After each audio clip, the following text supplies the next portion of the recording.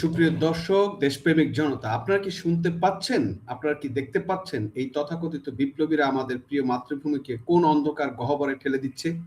এতদিন আমরা শুনেছি ভাস্কর্য ভাঙার হুমকি, শুনেছি মিডিয়া দখলের হুমকি, কিন্তু এবার যা শুনলাম তা কোনো সুস্থ মস্তিষ্কের মানুষের পক্ষে বিশ্বাস করা কঠিন।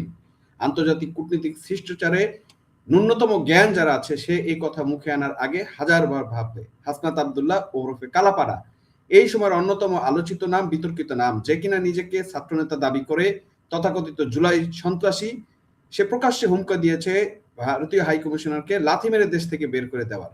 আমরা একটু ভিডিওটা ওর আগে দেখি ও কি বলতে চায়।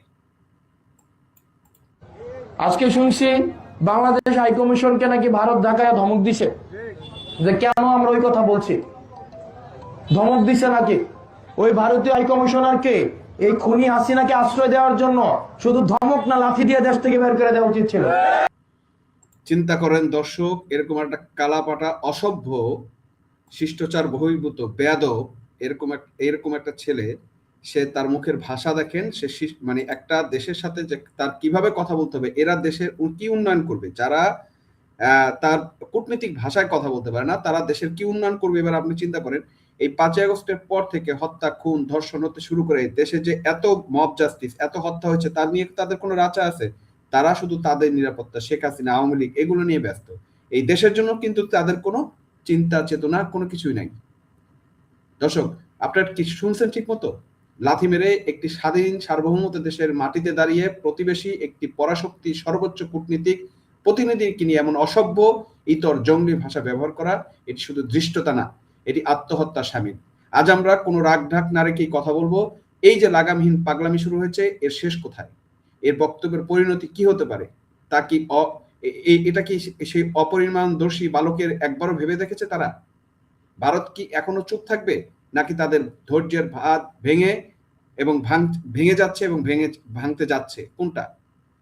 আজকের বিশ্লেষণে আমরা দেখাবো কেন ভারতের এমন চরম প্রতিক্রিয়া দেখানো উচিত এবং কেন বাংলাদেশের 80% মানুষ মনে করে এই অসভ্যদের 71-এর মতো আর একটা শিক্ষা দেওয়া উচিত।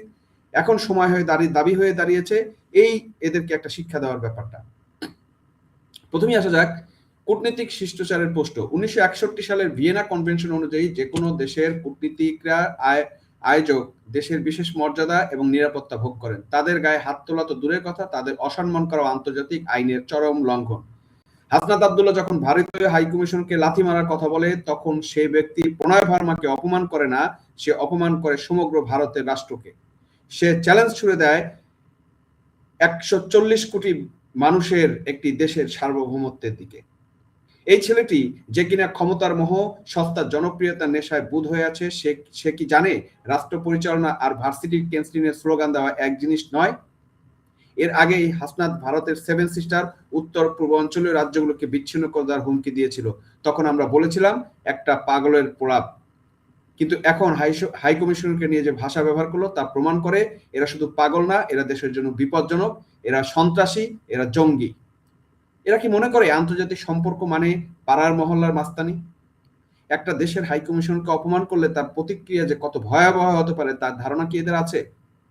আসুন একটু বাস্তবতা মাটিতে নামি। আবেগের ফানুস উড়িয়ে পেট ভরে না। হাসনাত আব্দুল্লাহর মতো অপরিণামদর্শী নেতাদের জানা উচিত বাংলাদেশের অর্থনীতির লাইফলাইন অনেকটা ভারতের সাথে যুক্ত। ভারত যদি অসভ্য আচরণ প্রতিক্রিয়া হিসেবে কাল থেকে সীমান্ত বাণিজ্য বন্ধ করে দেয়, তাহলে কি হবে? আমাদের পেঁয়াজ, রসুন, আদা হতে শুরু করে শিল্পের কাঁচামাল সবকিছুর জন্য আমরা ভারতের উপর নির্ভরশীল। ভারত যদি কাল থেকে এলসি বন্ধ করে দেয়, ভারতের চিকিৎসা ভিসা বন্ধ করে দেয়, ভারত যদি ট্রানজিট সুবিধা প্রত্যাহার করে না, তাহলে এই হাসনাত আব্দুল্লাহ কি জনগণের পেটে ক্ষুধা মেটাবে, নাকি ইউনূস সাহেব বসে তথাকথিত পশ্চিমা প্রভুরা এসে আমাদের বাজার নিয়ন্ত্রণ করে আমাদেরকে খাওয়াবে, বাজার করে আমাদের খাওয়াবে? এই পিচাস ইউনূসের আমলে এই দেশটা এভাবেই এই সব জঙ্গিদের দ্বারা পুরোপুরি ধ্বংসের দ্বার প্রান্তে এসে দাঁড়াইছে।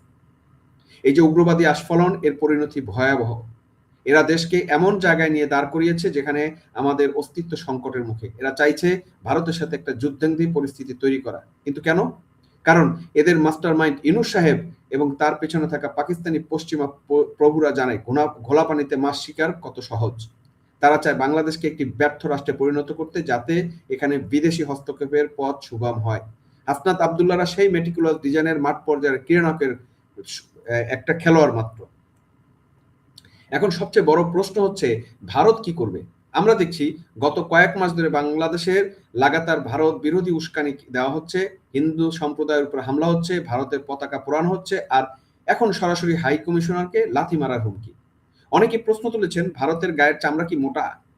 তারা কি এখনো চুপ থাকবে? তাদের এই নীরবতা কি এই উগ্রবাদীদের দুর্বলতা ভাবছে না? আমি একজন রাজনৈতিক বিশ্লেষক হিসেবে স্পষ্ট ভাষায় বলতে চাই, ভারতের এই কৌশলগত ধৈর্যকে এই অসভ্যরা দুর্বলতা মনে করছে, এবং এটাই সবচেয়ে বড় বিপদের কারণ। সময় এসেছে ভারতের চরম প্রতিক্রিয়া দেখানোর। কূটনীতিক প্রতিবাদলিপি বা মৃদু বিবৃতি দিয়ে দিন শেষ হয়ে গেছে। যখন কোনো দেশের প্রতিনিধিকে শারীরিকভাবে লাঞ্ছিত করার হুমকি দেওয়া হয়, তখন সেই দেশের চুপ থাকাটার কৌশলগত ধৈর্য থাকে না, সেটা জাতীয় সম্মানের আপোষ হয়ে দাঁড়ায় বা সম্মানের প্রশ্ন হয়ে দাঁড়ায়। ভারতকে বুঝতে হবে, বাংলাদেশ এখন যারা ক্ষমতার কেন্দ্রে বা কেন্দ্রের আশেপাশে রয়েছেন তারা বন্ধু নয়, তারা সেই শক্তি যারা 1971 সালে ভারতের সাথে বিরোধিতা করেছিল, যারা পাকিস্তানের এজেন্ডা বাস্তবায়ন করতে চেয়েছিল। আজ তারা নতুন লেবাসে বিপ্লবী সেজে ফিরে এসেছে।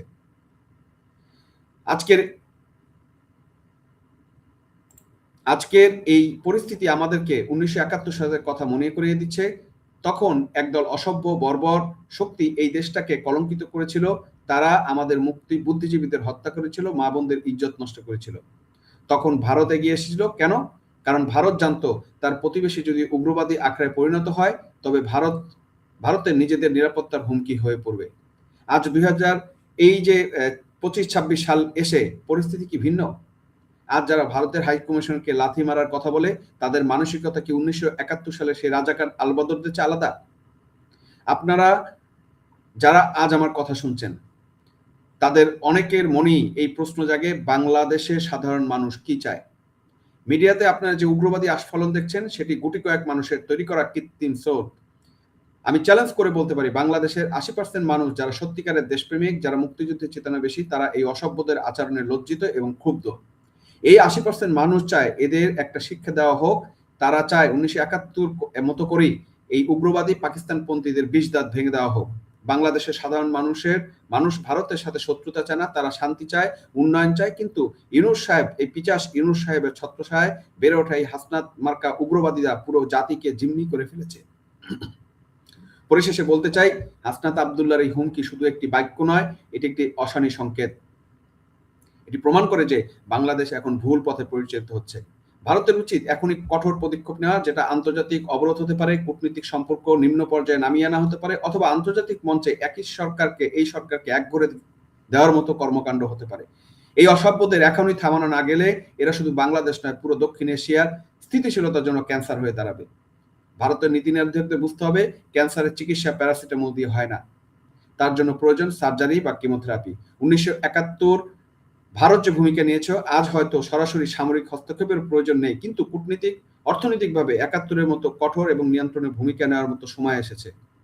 এই অসভ্যদের একটা চরম শিক্ষা দেওয়ার এখনই সময়, এবং প্রয়োজন হলে সামরিক অভিযান এবং সামরিক ব্যবস্থা এদেরকে নেওয়াটা সময়ের প্রয়োজন বা সময়ের দাবি। এখন কিন্তু বাংলাদেশের জনগণ এটা এক্সপেক্ট করতেছে যে বাংলাদেশের যে সাধারণ মুক্তিকামী জনগণ, তারা প্রয়োজনে ভারতের সাথে মিলে এই অসভ্যদের একটা শিক্ষা দেওয়ার জন্য উন্মুখ হয়ে আছে। প্রিয় দর্শক, আপনারা কি আমার সাথে একমত? আপনারা কি মনে করেন ভারতের এখন চরম প্রতিক্রিয়া দেখানো উচিত? কমেন্ট করে আপনাদের মতামত জানান। এই ভিডিওটি ছড়িয়ে দিন, যাতে এই অসভ্যদের মুখোশ সবার সামনে উন্মোচিত হয়। দেখা হবে পরবর্তী বিশ্লেষণে। জয় বাংলা, জয় বঙ্গবন্ধু। ধন্যবাদ সবাইকে সাথে থাকার জন্য।